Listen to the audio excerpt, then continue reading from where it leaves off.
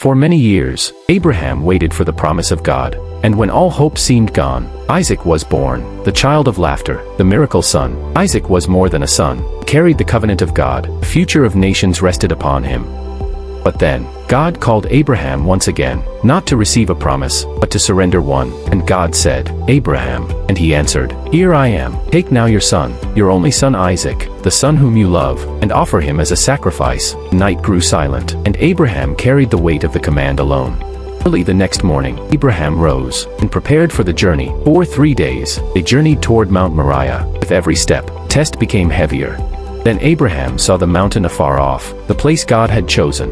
"Stay here, the boy and I will go worship, and we will return." And Isaac carried the wood for the sacrifice, up the mountain. And Isaac spoke, "Father, we have the fire and the wood, but where is the lamb?" And Abraham answered, "God himself will provide the lamb." And they came to the place, and Abraham built an altar. Then Abraham bound Isaac, and laid him upon the altar. And Abraham stretched out his hand to sacrifice his son. Then suddenly, the angel of the Lord cried out from heaven, "Abraham, Abraham, do not harm the boy, for now I know that you fear God." And Abraham lifted his eyes, and saw a ram caught in the thicket. And Abraham offered the ram instead of his son, and called the place, "The Lord will provide. As you obeyed my voice, I will surely bless you, and through your descendants, all nations shall be blessed." And Abraham returned with Isaac. The promise still lived, for Abraham learned that true faith trusts God completely, even when the cost is everything.